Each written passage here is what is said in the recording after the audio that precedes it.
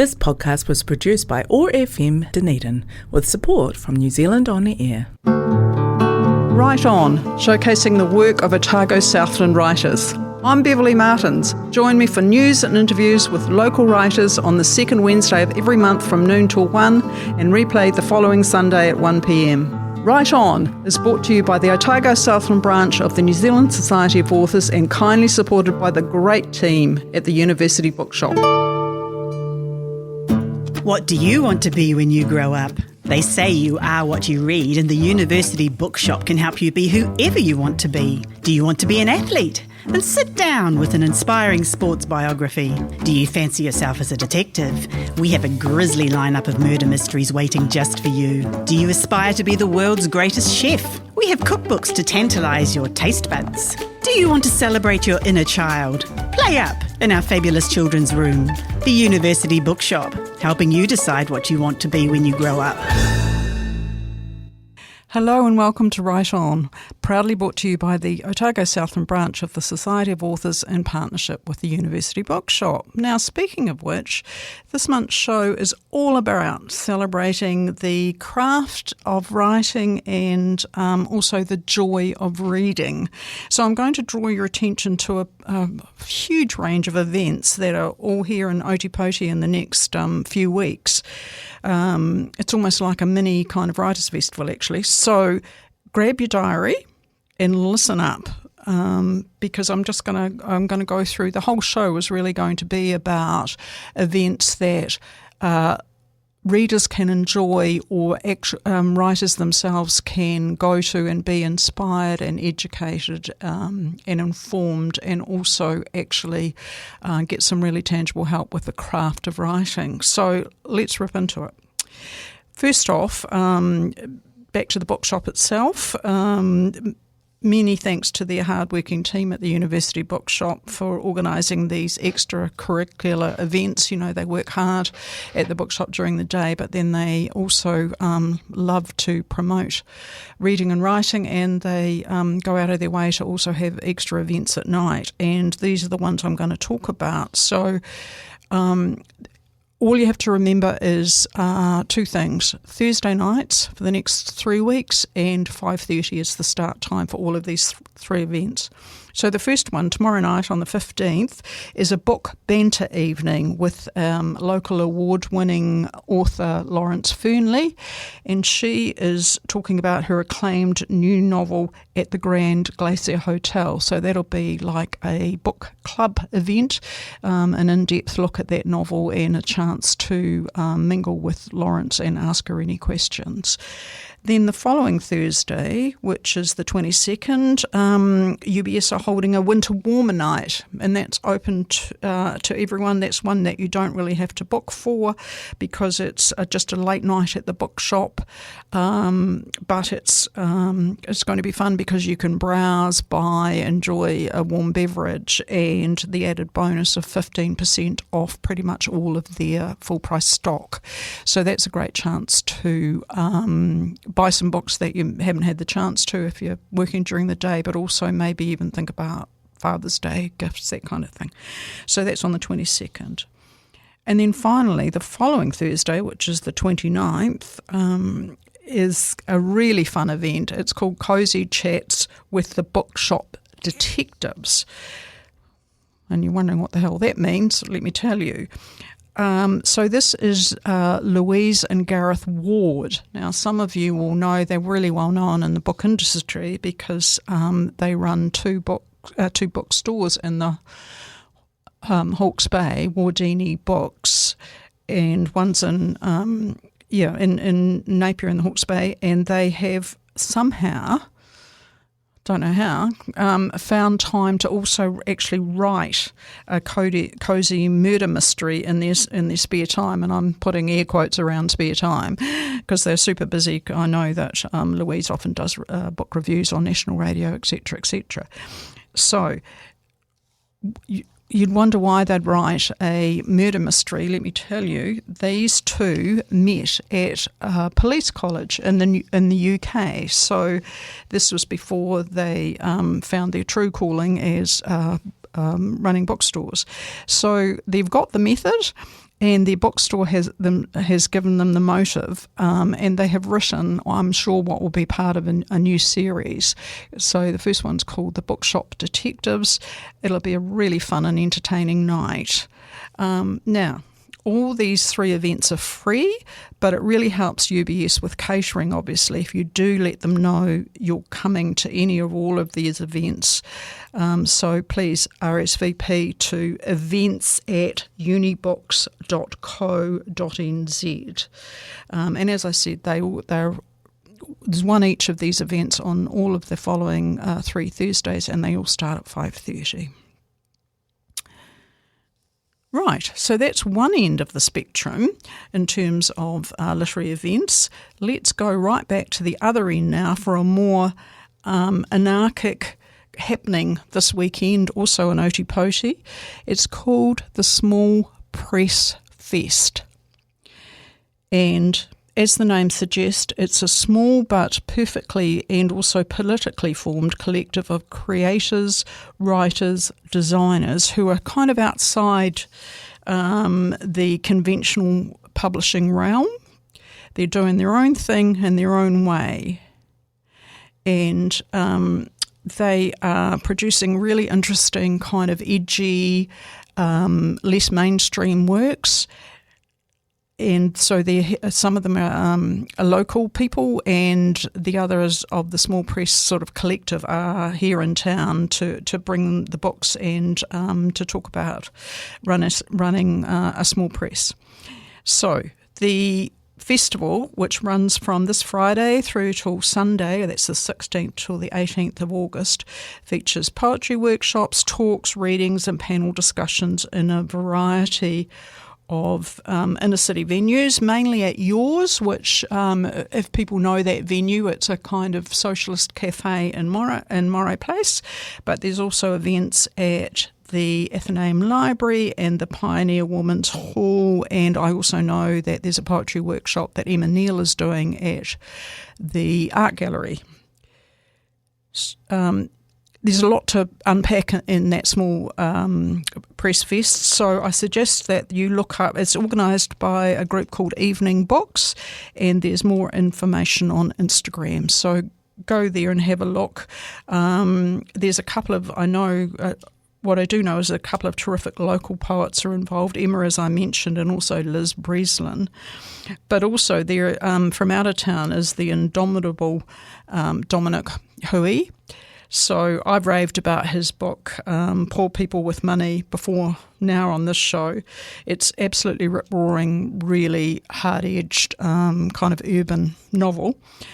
And so he's actually kind of wearing his performance poetry hat mostly at this Small Press Festival. And he doesn't get down here very often, so I'd really encourage you to go along and check out the events that he's involved in. I could do a whole show on him, but but you can also check him out online on his own sort of pages, because he runs a couple of writing courses online. They're pretty earthy and they're straight to the point. They're called How to Write Good, so you might want to check those out too. That's Dominic Hui. So that's pretty much the Small Press Festival. Now, next on my kind of list of what's happening right here, right now in Otipoti is the New Zealand International Film Festival. Now, that's obviously right around the country. There's 10 different centres that are showing films. The one here in Dunedin opens today at the Regent, and it runs till the 25th. Great selection of films. I've already picked out a few that I'm going to see, and the great thing about, I think, the fact that it, at the Regent is that it's a really big venue. So if you do find yourself able to go kind of last minute, you're pretty much guaranteed that you can rock up and still get a ticket to something. And I also think you can read the program till you're blue in the face. Sometimes it's just worth taking a punt, because the range of films are always surprising and interesting, often challenging, and just about always memorable. So the only thing that I'm a bit peed off about is that we're not getting to see the film that's probably of most interest to writers here in New Zealand, which is the House Within. Other centres are getting to see this. Unfortunately, it's not coming to Dunedin yet, but I'm sure it will be available on another medium in the not-too-distant future. And the reason I want to talk about The House Within is that it is a film about the vocational life of one of our most revered and endearing and indeed enduring writers, and that's Dame Fiona Kidman. She's been down here to a few events that we've all been lucky enough to see her at, various writers' festivals and things.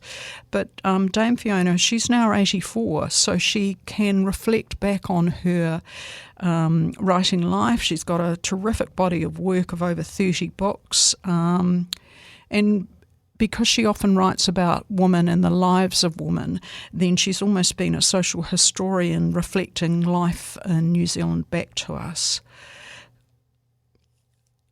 So I'd really urge you to keep a lookout for that in the future. That's called The House Within. Meanwhile, though, I'm pacing myself and I'm going to take a packed lunch because I'm going to see a film that is 3.5 hours long and worth every minute of that on Saturday, which is about one of the world's greatest narrative singer-songwriters, Paul Simon. Within it, there's be lots of interviews and lots of different spheres of his music. Obviously, I think Graceland, his seminal album, features strongly within the film. And it explores all of his writing processes and his perfectionism, and also apparently the devastating hearing loss that he's suffered in recent years. It's called In Restless Dreams, which I'm sure listeners will recognise as the opening line of The Sound of Silence. And the great thing, as I say, about the region is that you can pop in and see any of the film festival films almost, like you can just look at the program and say, right, that's on in half an hour, I'm so going to that. So that's the film festival. And in the second half of the show, I've still got some other events that I want to share with you because it's just, as I said, it's almost like a season of writing here in Dunedin at the moment. But that's enough talking for now. So here's a track by one of our own outstanding narrative songwriters, Don McGlashan, with Marvellous Year.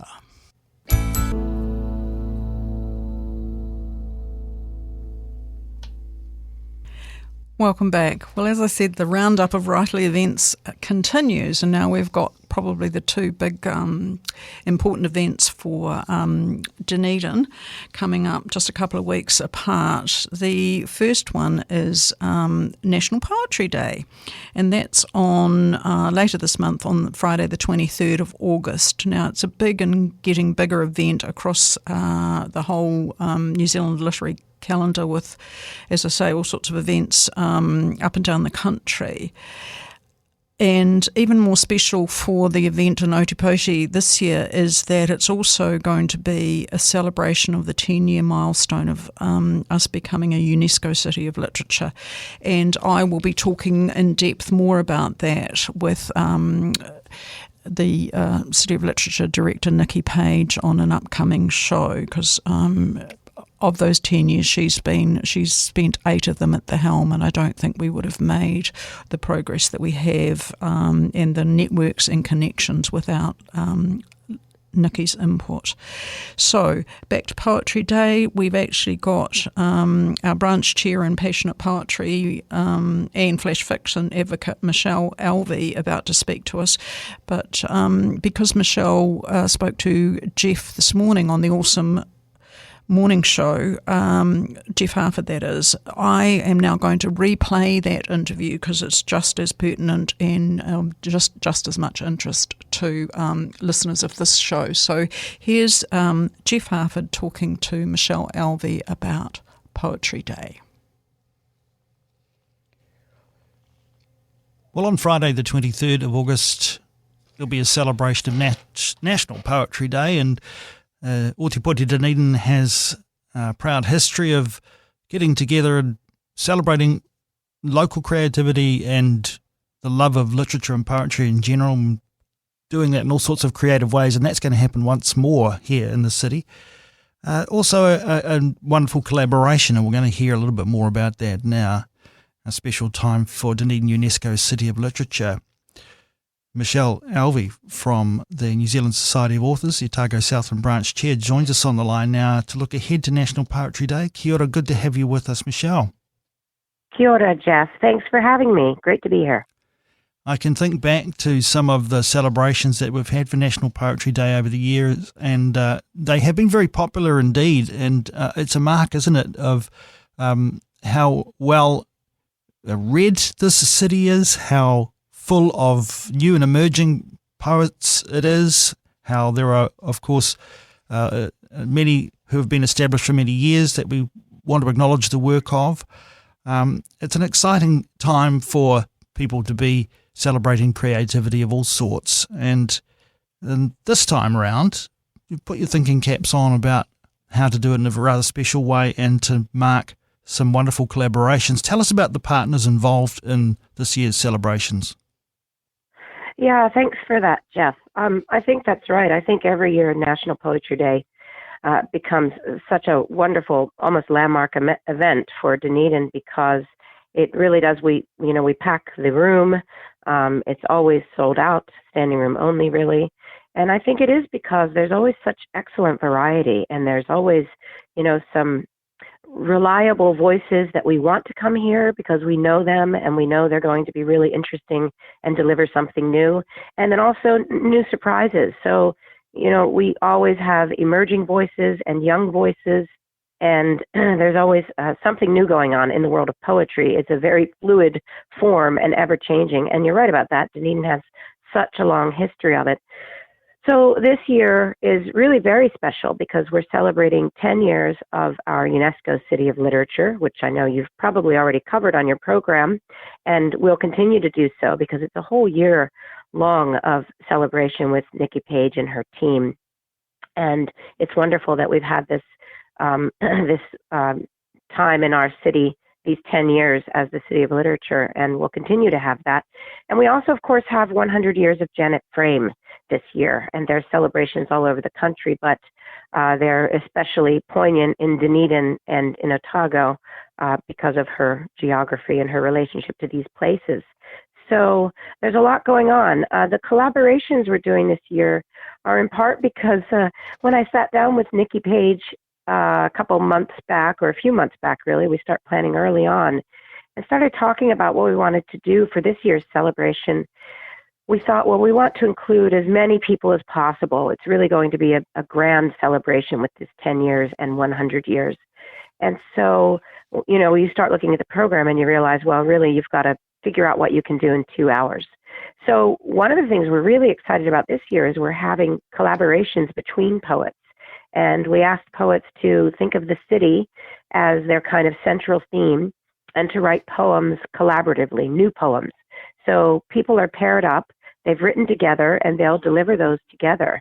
And an additional aspect of that is that some of them are doing some collaborative musical numbers. We've had Bill Martin join us the last few years, and he's going to do that again. So Bill Martin's composing original jazz works, which will accompany some of the poems. And we have a really special case this year that we have a couple of the arts fellows joining us as well. So Marcella Geisha is the dance fellow, and Simon Eastwood is the Mozart fellow in music. So they're also taking part. And so I feel like it's a wonderful opportunity for a lot of different creative people to come together. And always with a collaboration, you never quite know what the end result will be, but you do know it's going to be something special. It's not something we hear about that often. I mean, collaboration with musicians, perhaps a little more common. Collaborations with writers, particularly in the field of poetry. I guess that must be an interesting stretch for many, and that might be a reason why they stick their hands up and say they're going to be involved. Yeah, I think so. I mean, poetry, all writing, but poetry in particular is so much about voice and rhythm and, the feel of the poem, the sound of the poem in the poet's own mind and the way it's delivered. So two people working together adds a layer of complexity, I would say, but also is one of those things that I think poets are very good at. It requires listening. It requires, sort of thinking about the space that the other poet is coming from and really having a conversation around that. So I think it is a stretch for all of us, but also I think dynamic. It creates that dynamic space of poetry, which we all love, of course. So we do have a really big lineup, and it's quite wonderful to see. In the physical space, we will have an opportunity, of course, to enjoy poetry that has been printed onto A2 posters, more than 40 local poets involved. That's right. The city does that. The City of Literature. So all the poets are invited to send in a single poem, even though they're doing collaborative poetry this year. Every poet involved is invited, to submit a poem of their own that goes up onto these beautiful, colorful posters that the City of Literature designs and prints. And they will be all over the library. And with something like 40 poets, actually, I think it's even a bit more. It's a excellent display of the different kinds of poems that people are writing in our city. Will also be an opportunity to acknowledge the winners of the National Poetry Day competition. Michelle, tell us about that. That's exactly right. So all over the country, I think there's lots of different local competitions that are held in connection with National Poetry Day. And here we always hold a competition. We have a youth category and an adult category. And our judges this year are Jillian Sullivan for youth and Magella Cullinane for adult. And they're deliberating now. They're doing their reading and selecting. And on the 23rd, they will reveal the winners, and hopefully we'll hear some of those winning poems as well. So that adds a different element to the mix as well. It's a lovely social experience as well. You mentioned the chance to mix and mingle and Bill Martens' wonderful music and also some refreshments, including a specially themed birthday cake. That's exactly right. And Nikki and Anne and the team from City of Literature, they've been so involved. They've been involved with the library as well. So that entire group of people, they have just been putting amazing effort into planning the room, planning the space. I think the library is going to be quite transformed, and I think it'll be a very special occasion. I mean, it's always set up really nicely. We have good lights, nice podium, there's a mic for people to read. But this year it's going to be a bit more of an extravaganza. And I know they've been working really hard behind the scenes to set up the reception, the cake that's going to be a part of it. I think it's going to be a lot of fun. And for all of these reasons, and as you mentioned earlier, it will be booked out. It is actually absolutely free to attend, but you do need to book your spot, and you've only got a couple of days to do it, Michelle. That's right. It'll be booked up by this Friday. And I think Friday, the 16th, is the closing day for booking. So I encourage anyone who's interested to get their spaces booked. Okay, so you can do that by heading to your local library, talk to any of your librarians there. They'll be able to help you with the process of registration. There is a link to bookings. If I guess you go to Dunedin UNESCO City of Literature Facebook page, that'll be one place you'll find that there. But you better get onto it if you want to be there, because it's going to be very special. It'll be a very busy evening. It'll be lots of fun, and you're just going to be totally immersed in poetry and music. What better thing to be doing at this time of year? Michelle, you yourself were highly commended, not once but twice, in the recent New Zealand Poetry Society competition. So congratulations on that. What does that kind of recognition mean for you? Well, thanks very much. It's wonderful. It's a real honor to place in that competition. I think they said this year they had more than 600 entries, so it's pretty nice to be among the top placements. And we did have a few people in Dunedin who were recognized there. My poems were highly commended. We also had Tui Bevan. She was commended for a poem. And Michaela Nyman, who actually lives in Taranaki, but is an honorary member of our Dunedin poetry groups this year because she's the Burns Fellow, of course. She was also commended. So it's really nice to see that in those competitions, there's always a great geographical distribution, and you see poems and poets from all over the country and even internationally. So yeah, for me, it's a real honor. Also because I end up doing a lot of my work is in teaching and editing. That's where I spend a lot of my time. So to be able to find the time to do my own writing and put it out there is always, of course, what we're striving for. And so I'm really excited about my poetry this year and have been doing a lot with it. So I'm happy to see that. Thanks for asking. Well, Michelle, I wonder before you go whether you might be prepared to share one of your poems with us. Okay, I'd love to. I'll share one of them. Should I just go ahead and read it now? Please do. Okay, this is called Echo, and in theme with our National Poetry Day, although it wasn't written that way, but it's also a bit of a local feel because I wrote it sort of sitting where I live, looking out over the city and at the trees around my yard. So it has a bit of a local starting point. And so it's sort of from my garden and then looking out into the wider world. So this is called Echo. Tangerine sun streaks southern swells. We shake limbs and wake to the world's buzz, urban noise, and bees. Drink white tea from chipped cups, stretch eyes to the rim of the world, the horizon, this flickering pink south. We read headlines from Maui, raging orange to the north. The Akikiki is kept alive by determined conservationists who simulate rainforest, mimic mountain mist, offer fern hair and spider webs, cocoa fibers and moss, an invitation to nest, to re-song the too quiet forest. They are monogamous, these lovebirds, these acrobats of joy. There are only 5 in the wild, 5 eek, eek, eeks on the warming wind. A second cup, a second look, tree shape of haloed gold, a feathered flash boisterous in the blossoming kofi.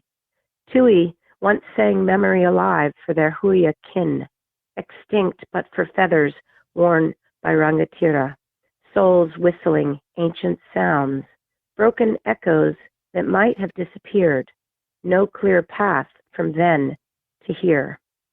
These birds, their voices, haunting, miraculous. These moments of iridescence, branch to branch. Listen, their clicks, a benediction. This, a hope, a whisper, a chance. This morning reflection. The painted past becoming possible.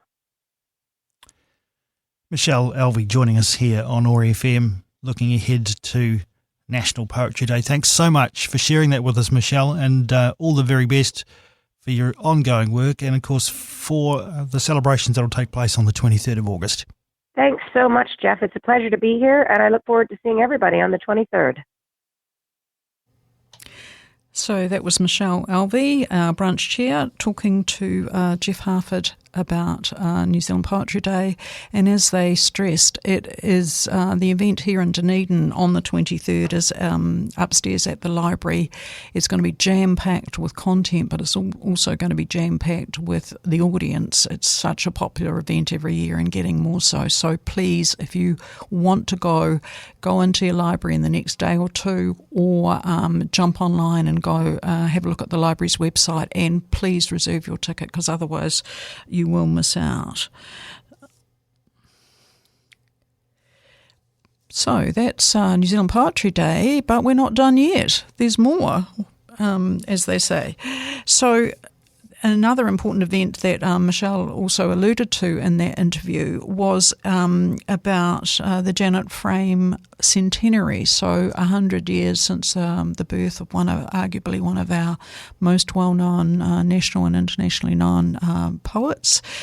So there are lots of events around that milestone, one of which is on another community radio station arrowfm.co.nz, and they will be reading a Janet Frame poem every day for 100 days, starting from the 28th of August and going right through till the 5th of December. So you can look and listen to those online. There's some very well-known other New Zealand poets paying homage to Janet by reading one of her poems.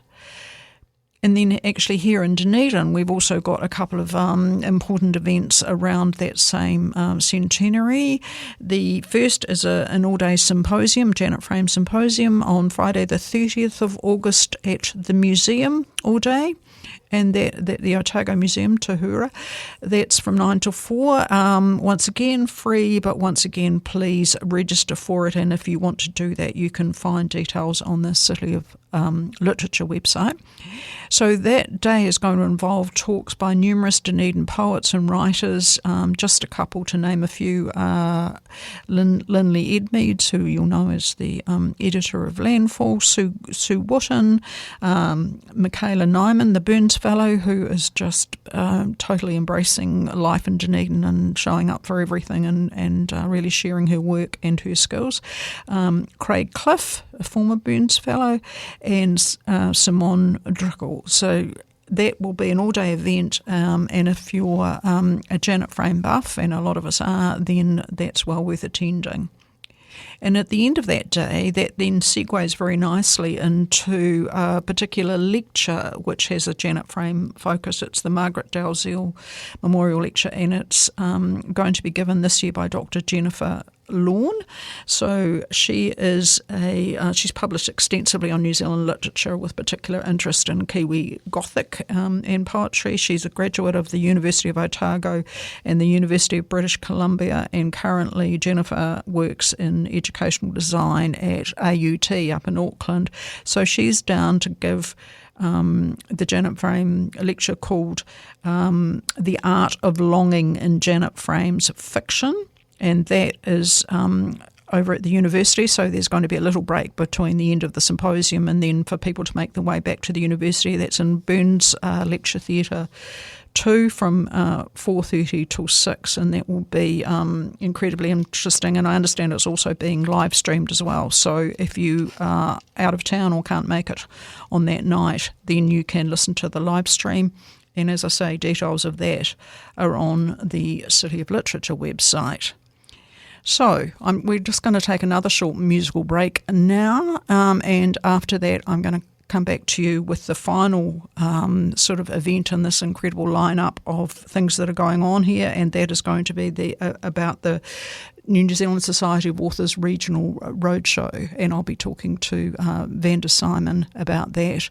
And many of you, of course, know Vanda because she was the host of the show prior to me taking over the microphone, and also, well-known crime writer, but also in this capacity, she's actually, for those of you who don't know, she's the national president of the Society of Authors, so she'll be mainly wearing that hat when I talk to her.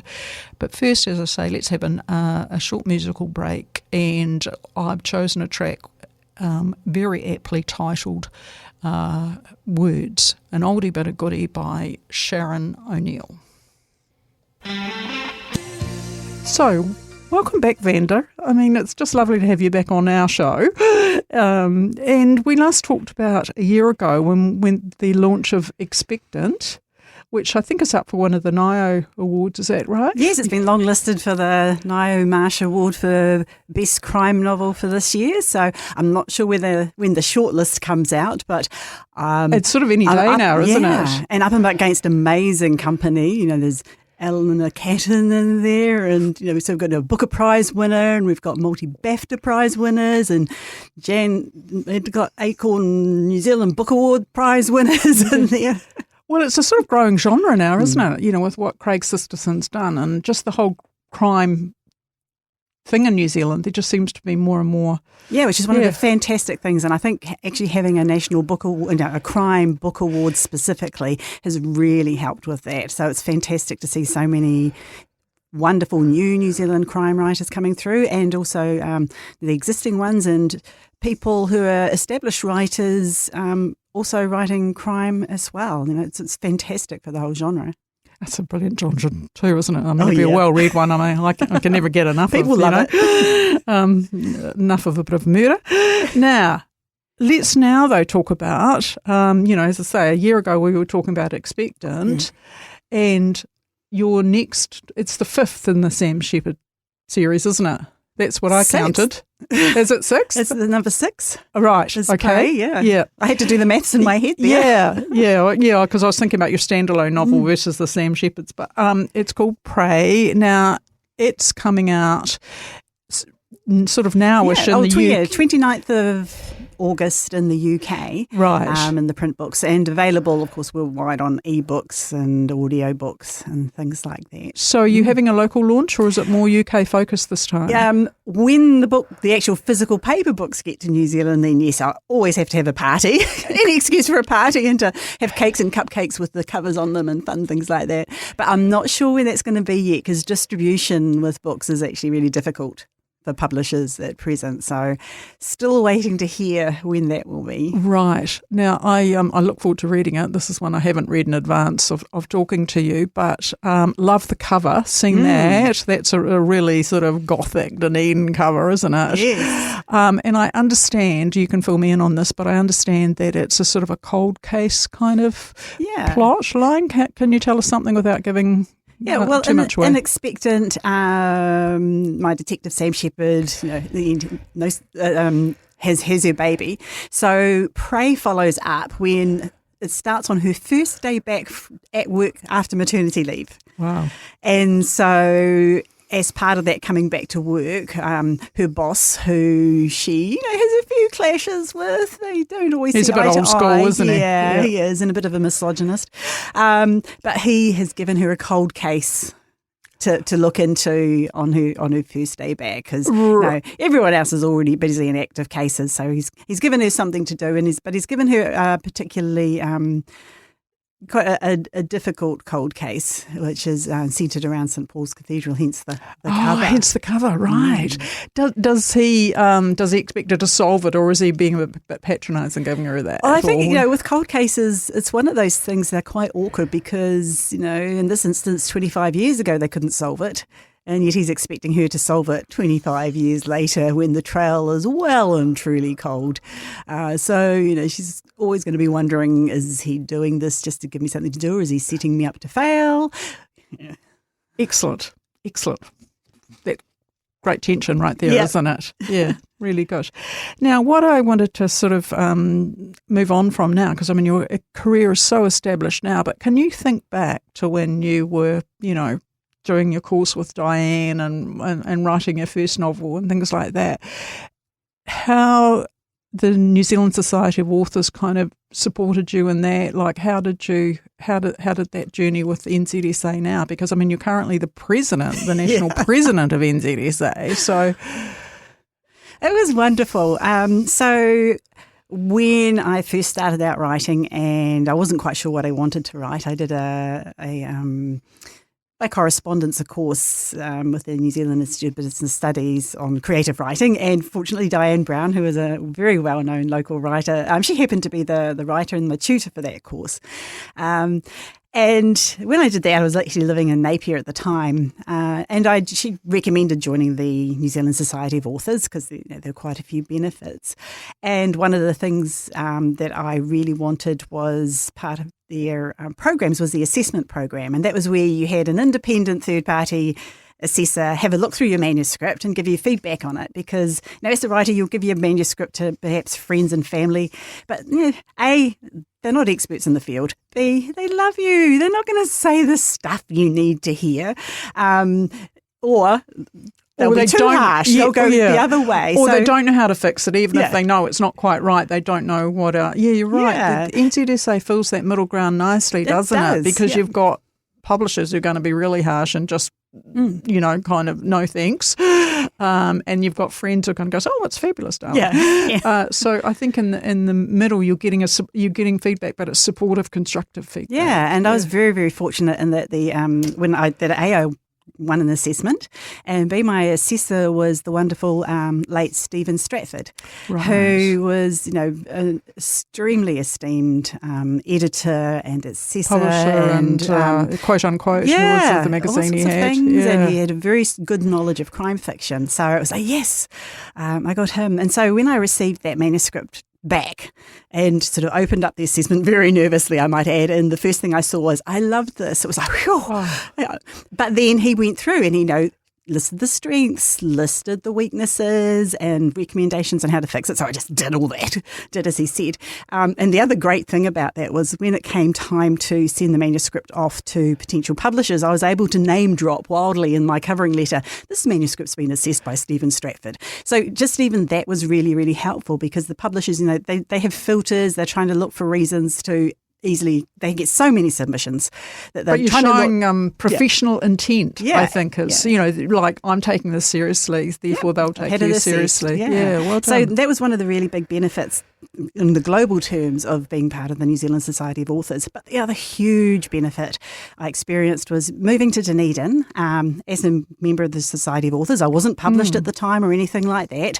So I sort of very nervously got emails saying when they're having meetings and things like that. So I went along to these meetings, and everyone was just so warm and welcoming. What year was that? That would have been in 2006. Yes, because that's when I moved to Dunedin, and I always sort of remember you being, like you're then. In fact, I was trying to think. Because you've been branch chair, national delegate, you've been on the copyright licensing committee. You've just been so involved in NZSA, as I have in other roles too. But I just sort of boots and all. Yeah, really. Absolutely. And I think part of that was just because it was such a warm, welcoming community.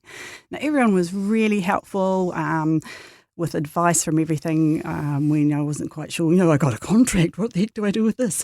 Just getting the lovely Diane Brown and Philip Temple just having a look through and just saying, hey, this is standard, this is what you can expect. And just having the security of knowing that I was with people who had been there, walked that path, and everyone was just so generous with their time and just friendly. Really friendly, and getting that sense of community, because writing is such a solo act. You spend so much of your time buried away in your office, just you and your computer, and if you're lucky, a snoring cat or dog on the floor, to actually get out with your peers and find out that, what everyone, recommendations, or that everyone was struggling, just to hear that was fantastic. So that kind of spurred me on to stay involved and get involved. And I have to admit, one of those people in life who lacks the gene to say no to anything. You've always balanced, I've always been stunned how much you seem to pack in terms of, one or two jobs at any one time, your boys, home life in general, fencing. Coaching sport. Plus, obviously, all your writing and things like that. So taking on the role of, branch delegate, not delicate, not so much, not as much, because, there's sort of regular board meetings and you're really taking through the information that the branch wants to know about, or you're disseminating it back. But what made you decide to run for president? Because that's a whole other level, and there's sort of politics involved in that. There can't not be in there. Well, that was one of those things where I had been the representative on the board for quite some time, and when in the latter years when I was on that board, Mandy Hager was the president of the Society of Authors, and she was an incredible president, just so capable, and she did so much good groundwork. And so when it came time when she indicated that she wanted to stand down from that, I thought to myself, I'm a firm believer that if everyone takes their turn, then things get done.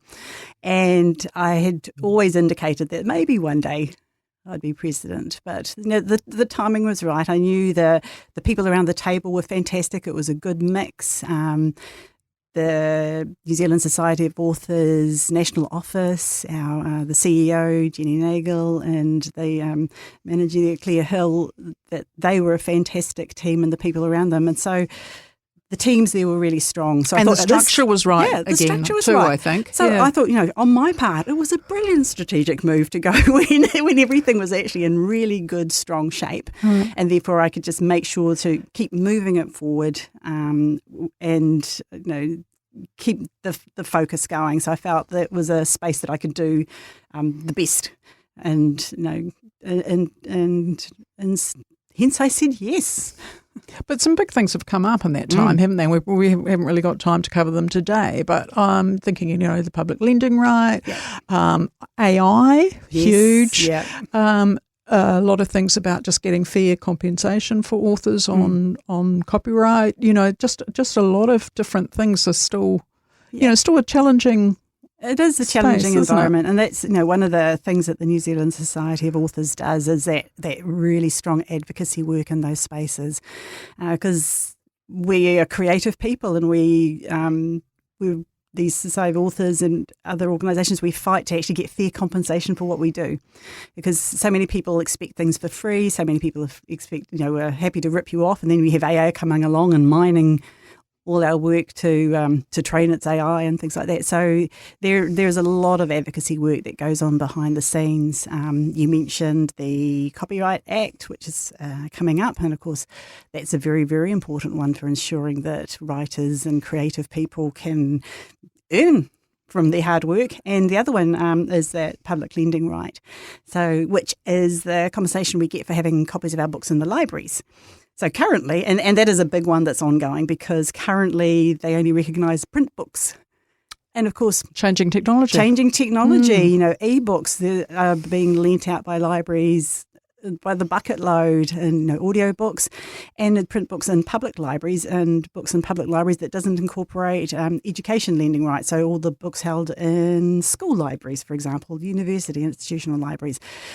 So there's lots of ongoing work there. Now let's talk about something that is coming up and is in our region, which is really exciting. The regional roadshow, and it is NZSA have organised it. It's got some local writers giving workshops and some incoming talent doing that. And it's just a fantastic professional development day that's on the 7th of September coming up soon. So, Vanda, just talk us through that.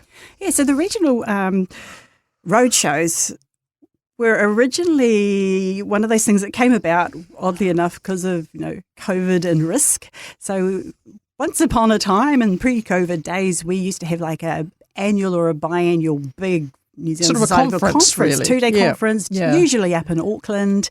And then suddenly along came COVID, and having a big conference was just way too much risk. And so what we decided to do was do mini little series, 1-day ones, and take them around the regions. And it was incredible, because suddenly you were able to reach so many more people than those that could afford to go up to a big thing. Isn't it? The South Islanders are always having air travel to get up there. Yeah, and accommodation. Yeah, all that. And the regional roadshows brought They're them coming to to them. Yeah, exactly. And also gave that opportunity to make use of the wonderful talent that you had in the region, and getting people to run workshops, as well as bringing in some really exciting people from outside of the region. So they ended up being a huge success. I also think the regions love them. Potentially, if you're an emerging writer, they're less intimidating, because you're going along to a local venue. You're going to know someone to talk to at cup of tea time, but you're actually getting access to a much bigger pool of talent and skills. And we find that you get a lot more people coming along who aren't published writers, who are people starting out. Exactly. Because, again, the intimidation factor is not there. It's not as big an expense for them, and they can come along and listen and learn. And we've had really good feedback from, everyone really, but especially the ones who are like emerging writers, people who felt that they've learned a lot from it, made really good networks and connections, not just with other writers, but with published writers, but as local groups, and finding out who's in their community who's also having a go at writing. So they have been a wonderful thing. And this one here that we've got on the 7th of September, I'm just going to run through some of the names, and you might want to chip in here, Vanda. Obviously, one of the workshops is being done by you. Yes. I know you're giving the opening address and everything, but you're actually doing a workshop as well. And no surprises to our listeners, it's on creating suspense. Yeah. There's also Christina Sanders, love her books. They feature early New Zealand characters often. So she's doing one on historical writing, weaving in the research with the writing. Lawrence Fernley, who lives here in Dunedin and just had a great new book published. Hers is on structuring a novel. Caroline Barron is doing memoir, and Tracy Slaughter is, incredibly well known for her short stories, and very edgy. Yeah. And she's doing one on editing. Now that's just a flavour of the day. A lot of these award-winning writers coming here. Yeah, and the workshops are like $30 each, or you can get a day pass for $120. And then there's some social things and stuff around it, isn't there? Yes, yeah. So again, it's a very community orientated, milling around, getting to chat with people, build networks, and make contacts. So. And drinks afterwards, and friendly. I see. Excellent. So the regional workshop, is it available to non-NZSA members or? Yes. Yeah. So that's this is a slightly different rate. To the I can't tell you what those are offhand, but so anyone's welcome to register for those and come along and get a wonderful day of professional development, learning new skills. And there's a couple of sessions that are free as well too, so that takes the pressure off if you're really just trying to see, is this my tribe? Yes. And I also know there's another lovely session which we're all looking forward to with a mother-daughter scenario with Emma Neal and Barbara Else. Yes. Things I'd ask my mother, or things I wish I'd asked my mother. And they're both incredibly talented writers and very entertaining and engaging people. I've never seen them as a double act. So, I'm sure there'll be lots of laughter in that. So that regional roadshow, I think, is really important. It is, and just a great opportunity to learn more about writing, but in that just really relaxed and nurturing environment and warm environment. Excellent. And I think all the information, and if you want to register, is on the NZSA website. I know we've been pushing it out on the NZSA. Yeah, it's authors.org.nz. And or you can just Google New Zealand Society of Authors and it'll take you there quite merrily. Now, that's kind of it on the official thing today, but I'd really like to ask you, Vanda, what's next for you? I mean, you've always got something in the pipeline. So, what are your next projects, or what's next happening in your life? So, I am currently writing, and it's early days yet, my next novel, because we're always writing a novel. And this one's going to be a follow-up to The Faceless, which was my standalone I loved Faceless. It was novel that I set in Auckland, because I just loved Max, the character. So I had to bring him back. And it was quite metropolitan. Yeah. And one of the things too that I really enjoyed about that novel, so my Sam Shephard series, and I adore my character Sam, but they're all written in first person from her perspective in life. And one of the great things about writing Faceless in this one is that I'm writing from 3 or 4 characters' perspective. So for me as a writer, it's a nice step change to be able to use different perspectives, right from the perspective of the villain and right from Max, the character, and Meredith, who's one of the other characters, and, bring in new people. So it's more a bit like a little complex refresher too, isn't for me. it? It's more complex because you've got to get them all together to make it gel. But on the other hand, you can reveal information in a way that you can't with Sam, because unless Sam's there, how's Sam going to know? It's all through her eyes or what other people are telling her. Yes, so. So it's a more limited point of view with Sam, but it's a more engrossing point of view. Whereas I guess with this one, you can, just create a bigger canvas. Yeah, and you can ramp up the tension. Yeah, excellent. Oh, very good. Okay, and when does your presidency end? Oh, that's a jolly good question. I'm not sure. But now that you have said that, another thing I was wanting to say about the New Zealand Society of Authors is that we have our annual general meeting coming up. It is our 90th. Wow. That's at the end of this month, I think. Yeah, I don't have the date in front of me either, because it's being done online, isn't it? Yes. Yeah. 90 years, which is fantastic for an organisation. It's done so much good work. And I think in that we might be looking for, because I think Catherine Van Beek has moved on from national delegate. I think we're looking in the Otago Southern region for a new branch delegate. Yes, is that right? Could you want to just talk a wee bit about that? So on our New Zealand Society of Authors board, we have kind of regional type representation, and Otago Southland. Catherine Van Beek had been representing Otago Southland on the board, and so we're looking for someone else as she stood down to fill that role. Someone who's again just motivated, enjoys that governance side of things. So just steering the boat. Professional development opportunity, really, it is, isn't it? Yes. Yeah. Step above your own writing and learning new skills, working with a really interesting and diverse group of people, and fantastic networking. Yeah, brilliant, Vanda. Lovely to see you again. Yes, and I'm sure lovely listeners to chat and be on this side of the microphone. Yes, exactly. I'm sure the listeners will be recognising your voice and enjoying that. And we'll be obviously talking again when your next novel comes out. So Good luck with Prey in the meantime. We look forward to that. I'm sure it'll do really well. Thanks so much, Beverly. And that is our incredibly jam-packed show. Thanks to all that helped me bring it to you today, Jeff, Michelle and Vanda. And I very much look forward to seeing you at any or indeed many of the events, upcoming events that we've been talking about. Until then, keep reading and keep writing. This podcast was produced by OAR FM Dunedin with support from New Zealand On the Air.